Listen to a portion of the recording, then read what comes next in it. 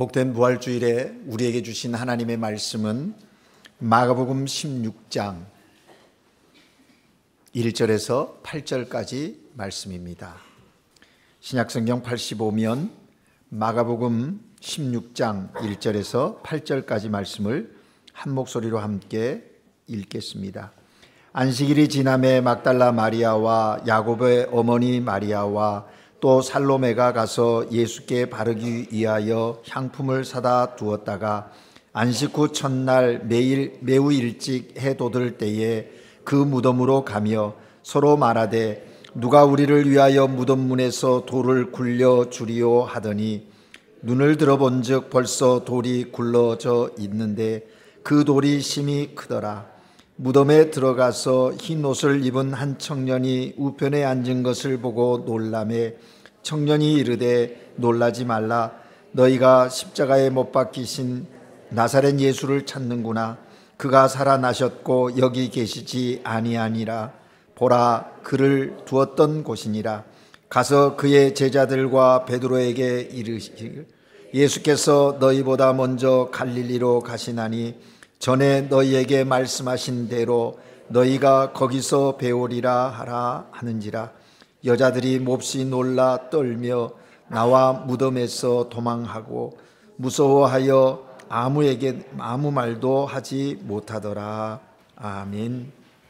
시온 찬양대가 주님 부활하심을 기뻐하며 찬양으로 경배 드리시겠습니다.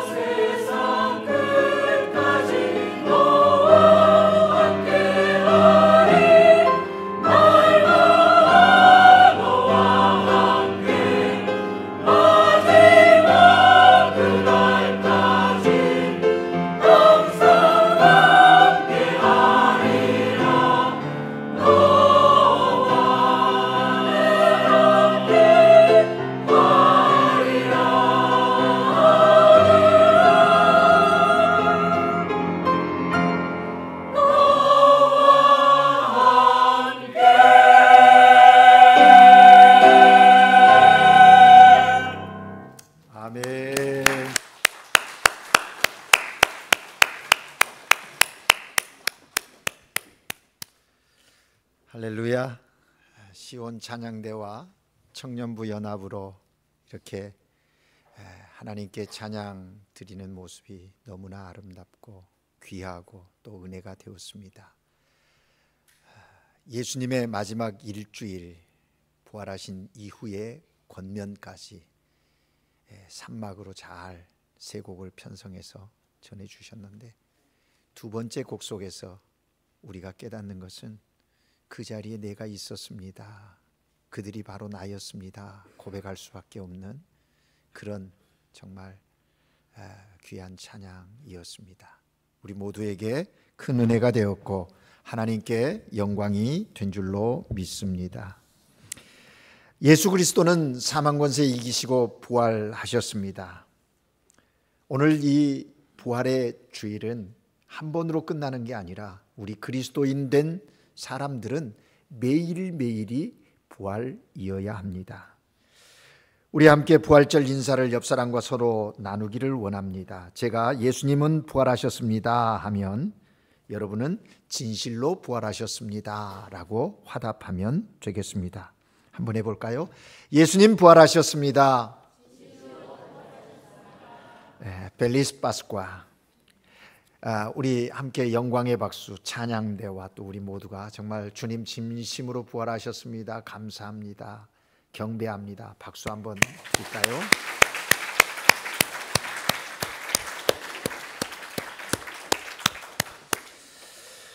오늘은 우리 기독교 최대 절기인 부활절입니다. 부활절을 맞아 주님 전에 나와서 하나님께 예배드리는 여러분 모두에게 부활의 기쁨과 은혜 그리고 평강이 함께 하시기를 주님의 이름으로 축복합니다. 여러분, 예수님의 부활은 매우 놀라운 사건입니다. 2000년 전에 일어난 예수님의 부활, 그것이 어떤 사건이었을까요? 그 부활 사건이 오늘 우리에게는 어떤 의미이며 또 무슨 축복이었을까요? 또 예수님의 부활을 가슴에 담고 오늘을 산다는 것은 무슨 뜻일까요? 우리는 매번 1년에 한 번씩 경험하는 부활절 예배에 부활의 의미만 생각할 것이 아니라 매일매일 부활이. 제가 부활절마다 늘 느끼는 하나의 이 참 안타까움이 있습니다. 그건 뭐냐면 우리들에게 있어서 부활주일은 하루뿐이라는 거예요. 찬송가를 봐도 다른 찬송가, 고난의 찬송이나 이런 것들은 어느 때 불러도 은혜가 되고 느껴지는데 부활절 찬송은 꼭 부활주일만 부르고 말아요. 다른 주일에 부활주일 찬송을 부르면 뭔가 좀 안 맞는 옷을 입은 것처럼 어색해하는 우리들의 모습이 있지 않습니까? 또 그도 그럴 것이 사순절부터 40일, 부활절 전 40일은 주님의 고난에 초점을 맞춰서 말씀을 읽고 기도하고 그 고난에 동참합시다. 그래서 고난주간도 절정에 이르고 가는 거예요. 그래서 그 분위기 속에 우리가 신앙의 훈련을 하는데 부활주일에 대해서는, 부활절에 대해서는 하루 예배 드리면 오늘 부활주일이었지, 부활신앙 갖고 살래, 이런 정도 다짐하고 1년 가운데 다시 기억하지 않는다는 겁니다. 이게 참 안타까움이다 하는 생각을 갖습니다. 여러분, 우리가 분명히 기억해야 할 것은 예수님의 부활이 오늘 나의 부활이어야 합니다. 그것은 우리의 삶의 매일매일이 부활의 삶을 살아야 한다라는 것이지요. 사실 복음의 핵심은 여기에 있는 거거든요. 십자가도 중요하지만 부활이 더 중요한 거거든요. 물론 십자가와 부활 두 사건이 우리의 신앙을 지탱시키는 기둥입니다. 그런데 부활의 감격이 있어야 되거든요. 그런데 우리는 부활에 대한 신앙입니다. 부활 신앙이 견고하면 우리의 삶에 어떤 어려움이 와도 힘겨움이 와도 넉넉히 이겨낼 수 있는 것입니다. 오늘 우리는 분명히 알아야 할 것은 예수님의 부활이 오늘 우리에게 큰 기쁨이고 은혜라는 사실입니다. 주님의 부활이 나에게 기쁨이고 주님의 부활하심이 나에게 은혜라는 것을 깨달아 알고 그 기쁨과 그 은혜 속에 감격하며 살아야 한다는 것이죠. 저는 오늘 본문 말씀을 통해서 부활의 기쁨과 은혜를 묵상하면서 하나님께서 우리에게 주신 음성을 들으려고 해요. 부활의 기쁨과 은혜의 몇 가지 특징이 있거든요. 짧게 말씀을 전하려고 합니다. 첫 번째는 부활의 기쁨과 은혜는 놀라움의 경험임을 오늘 본문 속에서 확인할 수가 있습니다. 여러분, 주님의 부활은 신비를 경험하고 하나님의 계시를 경험하는 사건입니다. 왜냐하면 이것은 인류 역사 속에 경험해보지 못한 생소하고 낯선 사건이거든요. 그 어디에서, 그 어느 종교에서도 찾아볼 수 없는 그런 사건이 주님의 부활의 사건입니다. 예수님께서 고난당하시고 십자가에서 못 박히셔 죽으셨습니다. 우리 인류의 죄를 위하여 그가 죽어야 우리가 살리라 외쳤던 찬양대에 그 찬양의 고백을 받습니까? 외침을 들었습니까? 그 현장에 그렇게 했어요. 그런데 예수님은 그들이 죽으라 해서 죽은 것이 아니에요. 자의적으로 하나님의 뜻 순종하기 위해서 십자가에 죽으셨죠. 운명하시고 오늘 본문에 보면 급하게 아리마대 요셉이 예수님을 장례 지냈습니다. 장사 지냈어요. 돌무덤 안에 두었고 안식일이 지남에 막달라 마리아와 야고보의 어머니 마리아 그리고 살로메 세 여인이 주님의 무덤을 찾아가는 겁니다.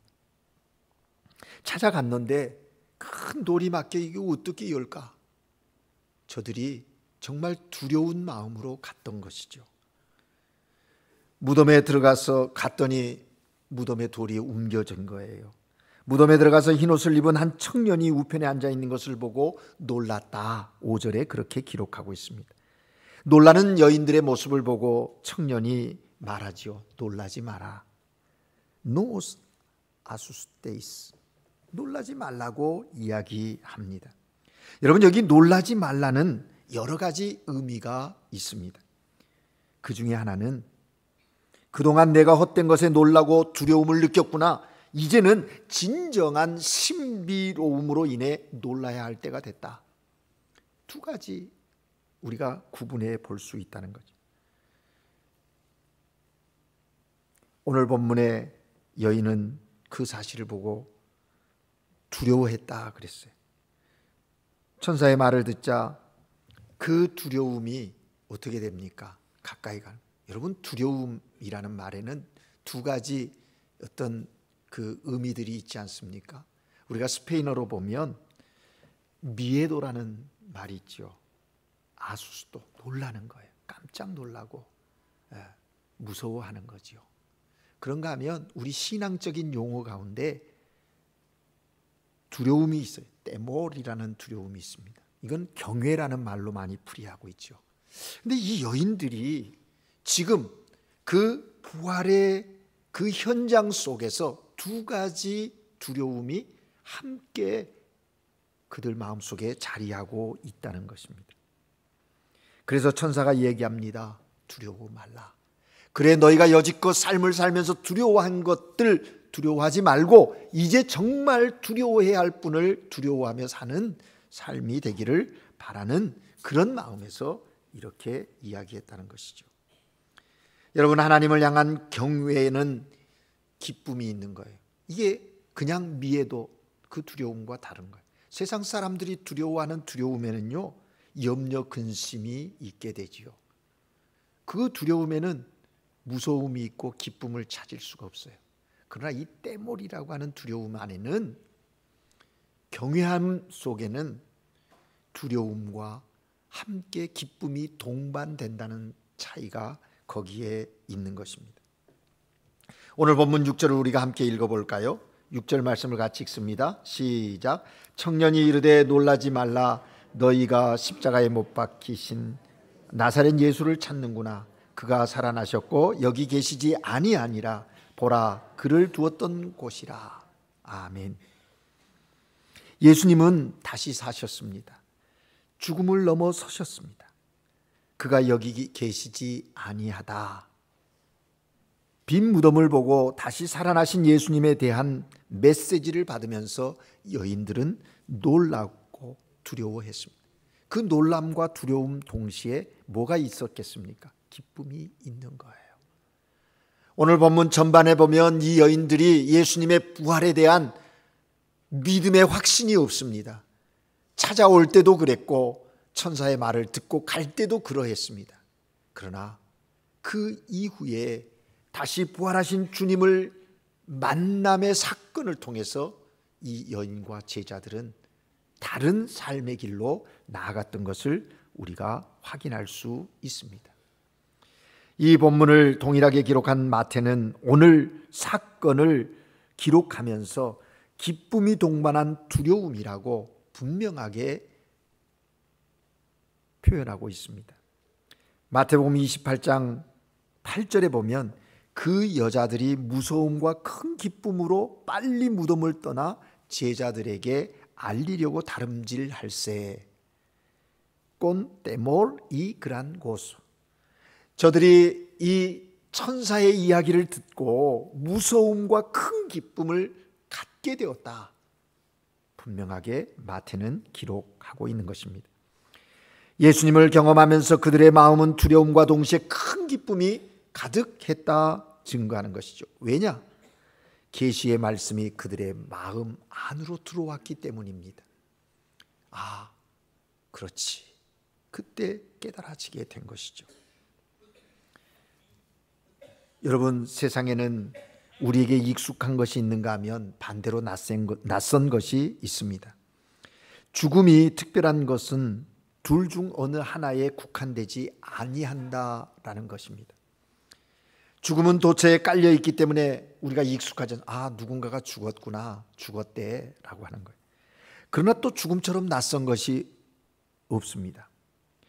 가깝지 않은 사람이 죽은 것은 일상의 일로 여기고, 그러나 내 옆에 있는 사람, 그것도 사랑하는 사람이 죽으면 굉장히 낯서. 왜? 라고 낯설어 하는 것이 우리들의 모습이죠. 그래서 죽음 앞에 설 때마다 두렵고 안타까움이 있는 것이죠. 그렇다면 여러분 자신의 죽음은 어떨까요? 오늘 하나님께 예배드린 여러분 자신의 죽음 경험한 사람 있습니까? 없지 않아요. 그래서 그것은 모두에게 낯선 것일 수밖에 없는 거예요. 내가 죽는다고? 뭐 이렇게 낯설어 한다는 거죠. 그런데 죽음보다 더 낯선 것이 있습니다. 그것은 바로 부활인 것이죠. 나사렛 예수가 다시 살아나셨다. 인류 역사상에 어디에도 경험해보지 못한 사건이 일어난 거예요. 낯설어서 기대할 수도 믿을 수도 없는 사건이 일어났다는 겁니다. 그러나 부활은 죽음 앞에서 두려워 떠는 인간에게 영원한 생명에 대한 소망을 갖게 하는 그런 하나님의 계시적 사건이었다라는 것을 우리는 이해해야 합니다. 따라서 부활은 계시적인 사건인 겁니다. 지상의 사건이 아니라 하나님에게로부터 온 하늘의 사건, 그것이 부활이라는 것이죠. 전혀 경험해보지 못한 것이기에 놀라움이 있고, 또 오랫동안 기대했던 것이기에 기쁨과 감사가 넘치는 사건, 그것이 부활인 것입니다. 여러분, 예수 그리스도를 믿으시지요? 그리스도께서 우리에게 주신 약속이 뭡니까? 내가 너희를 위하여 십자가에 죽어 너희 죄를 대신하여 대속의 죽음을 죽는다. 우리의 죄를 용서해 주시는 선언을 하십니다. 너희가 믿으면 내가 너희 안에, 너희가 내 안에 거하는 거다. 그리고 나를 믿는 자는 영생을 얻으리라 말씀했습니다. 영원한 생명, 부활의 생명을 갖게 된다라고 말씀하십니다. 여러분, 이 믿음이 여러분에게 견고히 있습니까? 예수 그리스도를 믿으면서 부활을 경험하고 계십니까? 부활하신 예수님 앞에 나오는 것이 왠지 모르게 가슴이 뛰는 그런 감격이 있습니까?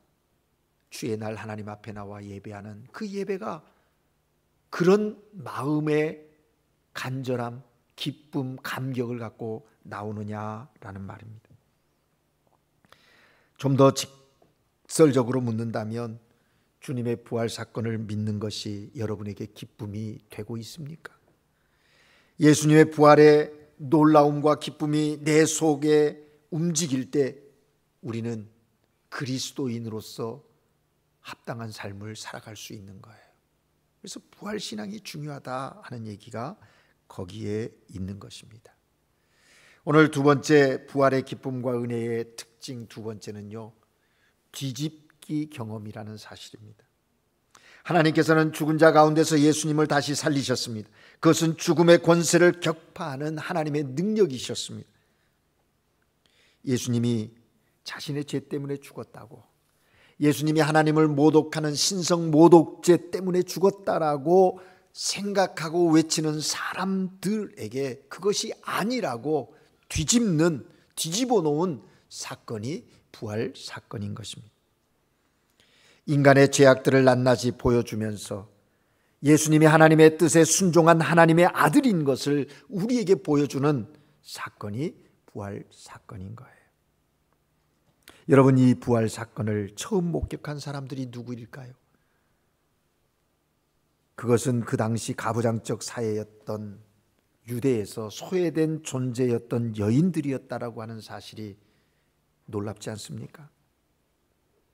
버림받았던 그 여인, 부활의 복음을 그들이 가장 먼저 접하게 되었다는 거예요. 이건 무엇을 의미할까요? 이것은 세상을 변화시키겠다는, 이 세상의 잘못된 것들을 역전시키시겠다고 하는 하나님의 의지와 섭리가 여기에 나타나고 있는 거예요. 여러분, 오늘날에도 부활의 기쁨을 제일 먼저 만끽할 수 있는 사람들이 누구일까요? 힘의 중심에 있는 사람들이 아닐 것입니다. 오히려 세상을 힘들고 아프게 살아가는 사람, 눈물을 흘리고 살아가는 사람, 의를 위하여 핍박을 받는 사람, 하나님의 나라로 인하여 애통해하는 사람, 그들이 부활의 기쁨을 제일 먼저 맛보지 않을까요? 그들이 하나님의 생명의 역사, 예수님의 부활의 신비를 먼저 경험하게 될 것입니다.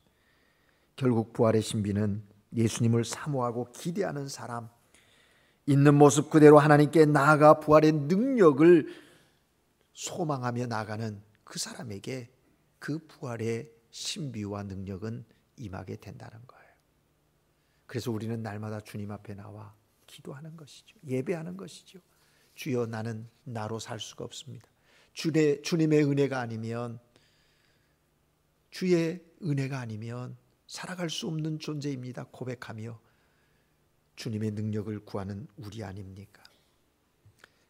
부활의 신앙을 믿는 우리에게 하나님의 능력은 우리의 삶을 뒤집어 놓는, 역전시키시는, 우리의 세상적인 어떤 방법과 세상적인 기대와 세상적인 소망이 아니라 하나님의 뜻 가운데서 뒤엎어 하나님의 뜻을 이루어 영광 받으시는 그런 역사를 이루시는 은혜가 있게 된다라는 것입니다. 부활을 믿는 신앙, 부활의 기쁨과 은혜의 세 번째는 뭡니까?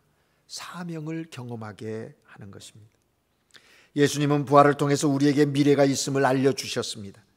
즉, 현실에서 무너지지 말고 소망을 품으라고 우리에게 도전하십니다. 오늘 본문 7절 말씀을 우리가 같이 읽을까요? 본문 7절을 같이 읽습니다. 시작. 가서 그의 제자들과 베드로에게 이르기를, 예수께서 너희보다 먼저 갈릴리로 가시나니 전에 너희에게 말씀하신 대로 너희가 거기서 배우리라 하라 하는지라. 아멘. 예수님께서 제자들에게 말씀하셨던 그 말을 상기시켜주고 있습니다. 여인들에게 말하는, 너희가 가서 제자들에게 외쳐라. 제자들과 베드로에게 말하라는 거예요. 갈릴리에서 만나리라. 주님이, 부활하신 주님이 먼저 갈릴리에 가 있다는 거예요. 가게 있겠다는 거예요. 여러분, 여기서 우리는 생각해 봅니다. 왜 하필이면 갈릴리인가라는 것이죠. 그 당시의 중심 도시인 예루살렘, 아니면 이방 도시라고 했던 사마리아, 그런 곳이 아니고 왜 갈릴리여야 했는가? 여러분, 여기에는 상징적인 의미가 있습니다. 갈릴리, 그곳은 과거의 제자들이 사랑과 소망의 자리였다라는 거예요. 제자들에게 사랑과 소망의 자리였다. 갈릴리, 그곳은 제자들이 이름만 들어도 가슴이 뭉클한 그곳이 갈릴리인 거예요. 주님과 함께 동고동락하며 가르침을 받았고 또 많은 이적을 보았고 주님의 그 놀라운 사랑의 역사들을 보았던 곳이 갈릴리라. 제자의 훈련을 받았던 그곳이 갈릴리. 처음 예수님을 만나 사랑을 나누는 그런 곳이 바로 갈릴리. 희망을 노래했던, 또 역사를 꿈꾸었던 그 자리가 갈릴리. 그런데 제자들은 3년 동안 따라다녔던 예수님의 죽음으로 삶의 의욕이 끊어져 버렸지 않습니까? 기대와 소망도 사라져 버렸습니다.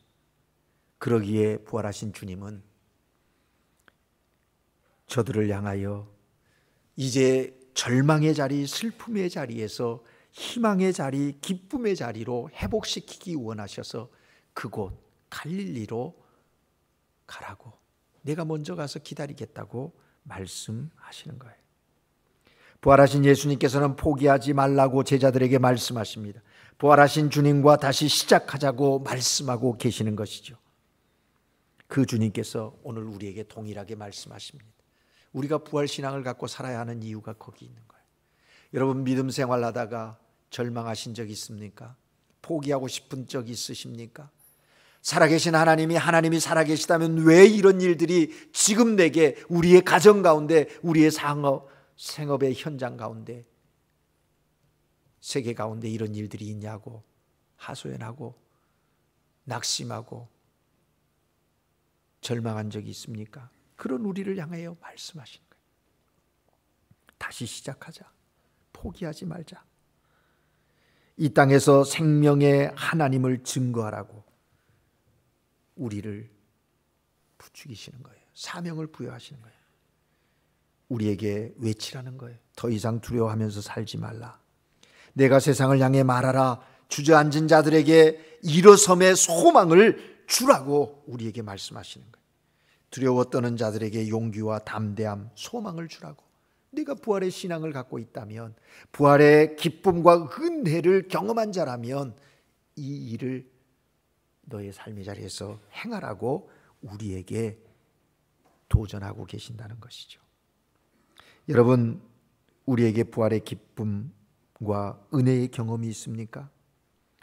예수님의 부활이라는 신비 앞에서 두려움과 떨림으로 동시에 기쁨과 감사로 기도하신 경험이 있으십니까? 교만할 때는 끌어내리시고 구렁텅이 속에 신음할 때에는 일으켜 세우시는 하나님의 놀라운 역전의 섭리를 경험해 보신 적이 있으신지요? 예수님께서 부활하심으로 내 인생에 소중하고 가치 있는 것이 무엇인지를 말씀하시는 것을 깨달아 보셨습니까? 부활의 예수님 앞에서 한편으로는 두려움에 떨고 한편으로는 큰 기쁨으로 감사하는 것이 하나님께서 우리에게 주신 축복임을 기억하실 수 있기를 바랍니다. 그래서 이 부활의 기쁨과 은혜 안에서 하나님께 감사와 또 하나님을 향한 경외의 마음으로 날마다 주 앞에 나아가야 하는 거예요. 여러분, 우리가 주의 날 하나님 앞에 나와 예배드리는 것은 바로 이 부활의 기쁨과 은혜를 경험하기 위함이고 또 경험했기 때문임을 잊지 말아야 돼요. 초대 기독교인들은 안식일을 지키다가 부활의 날로 예배의 날을 바꿨지 않습니까? 금요일에 십자가에 못 박혀 죽으신 예수님 안식 후 첫날 부활하셨다는 거예요. 그래서 그 날을 Dia del Señor, 주일, 주님의 날 이렇게 부르는 거예요. 여러분 신앙생활하면서 난 일요일에 교회 가라는 것과 나는 주일에 교회 가 분명한 차이가 있는 거예요.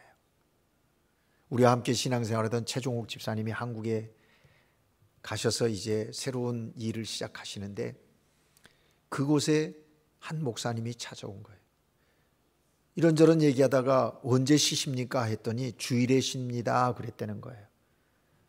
그 목사님이 보고 이분 크리스찬이구나 해서 어느 교회 다니십니까 물었더니 아직 안 다니고 아르헨티나 살다가 이곳에 왔습니다.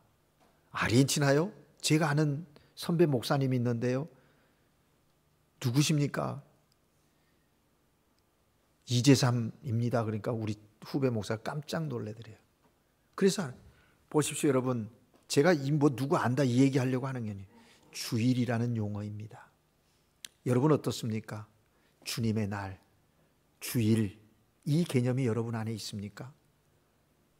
부활의 신앙이 확실히 있는 사람인 것입니다. 그렇습니다 여러분, 바로 오늘이 우리가 부활하신 주님과 만나는 날입니다. 부활하신 주님의 음성을 듣는 날이 오늘입니다. 부활하신 주님과 사랑하는 날이 주의 날입니다. 그래서 우리의 생명이 영원하다는 것을 확신하고 삶의 자리에 나가서 선포하는 그리스도인으로 살아가는 거예요. 그래서 매일이 주님의 부활이어야 되는 거예요. 확장하면 그렇다라는 것입니다. 사랑하는 여러분, 우리에게 주님의 부활의 기쁨과 은혜가 없으면 우리의 믿음은 헛것입니다. 아무짝에도 쓸모없다는 거예요. 우리에게 있어야 하는 것은 주님의 부활의 기쁨과 은혜요. 그 주님의 부활의 은혜와 기쁨이 오늘 나의 기쁨과 은혜가 되어질 때 우리는 참된 그리스도인으로서 하나님을 향한 믿음의 삶을, 경외의 삶을 살아가게 된다라는 것입니다. 바라기는 오늘 하나님께 예배하는 여러분, 매일의 삶이 주님을 높이는 부활의 삶이, 부활의 신앙의 삶이 되어지기를 주의 이름으로 축복합니다. 기도하겠습니다. 사랑의 하나님 아버지, 감사합니다. 우리를 위하여 십자가에 죽으시고 부활하신 주님을 믿습니다. 사랑합니다. 주님의 부활의 그 놀라운 역사가 나의 삶의 기쁨이며 은혜가 되게 하시옵소서. 그래서 주님 부활의 기쁨과 은혜를 가지고 우리의 삶의 부활의 소망 중의 삶을 살아가는 그런 역사가 오늘 하나님 앞에 예배하는 우리 모두에게 있게 하시옵소서. 그래서 부활의 증인된 삶을 주님 앞에 서는 날까지 살아가는 주의 거룩한 자녀들 되게 하시옵소서. 예수 그리스도 이름으로 기도합니다. 아멘.